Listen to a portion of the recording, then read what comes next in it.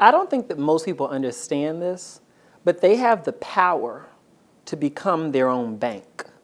And what I mean by that is that one of the greatest benefits that comes with keeping your expenses low while increasing your income.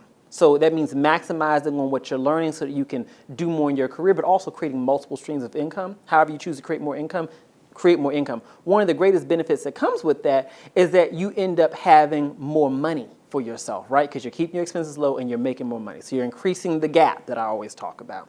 So what happens with that is it gives you the power to be your own bank at that point in time. An emergency comes up. You can come out of your own pocket. Cash is cheaper than credit. So if something comes up, coming out of your own pocket just to pay that is better. Or if there's an opportunity that comes up where there's an exceptional idea that you want to invest in, that you want to be a part of, but you know, it does take money to make money. None of this is free. None of this is free. Trust me. I never took one loan out from a bank to start my business. Because of the fact that I didn't have what it took to get, if you want to go get a business loan from the bank, they require so much. It's harder to get a business loan than it is to buy a home.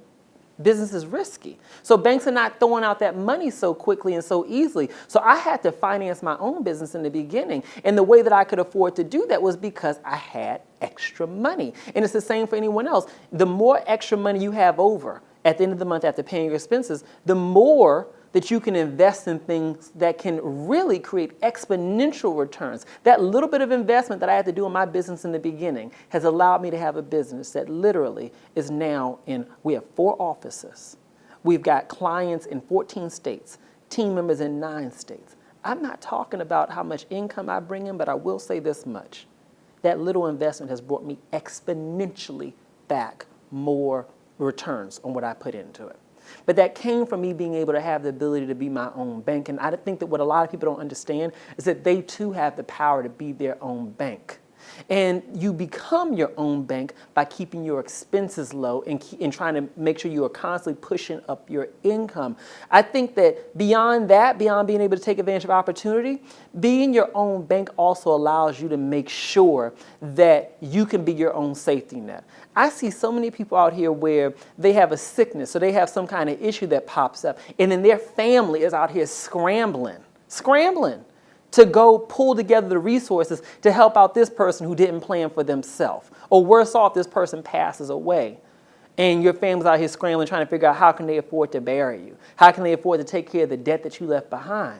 Right? So I can talk about being your own bank from the point of view of creating wealth for yourself, but what about from the point of view of simply just being a responsible adult? If you have the power to get up every day and go to work, then you also have the power to make the choices so that you can become your own bank. Sometimes being your own bank, like I said, means keeping your expenses low and increasing your income as much as possible. Sometimes being your own bank simply means to have an insurance policy.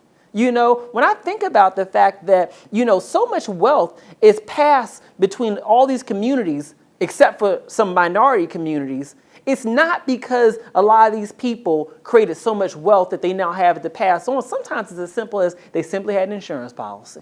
Having a simple insurance policy allowed them to not just create wealth, but then to create something that they could transfer to the next generation after the fact. We have been sitting up here worried about how are we going to pay for a funeral. How about we focus on how we can use $50 a month to create wealth that we can leave to the next generation so that they don't have to worry, so that they can have their own bank. When I talk about that, when I talk about being your own bank, it's about how do you leverage the resources that you have right here and right now to create security for yourself, to create money that you can use to invest in yourself, and also to create money that you can then leave to the next generation as wealth. Your legacy should not just be that you were here. Your legacy should be that you actually helped create wealth for the next generation that falls behind you. But it starts with being your own bank. And you have the power to do that.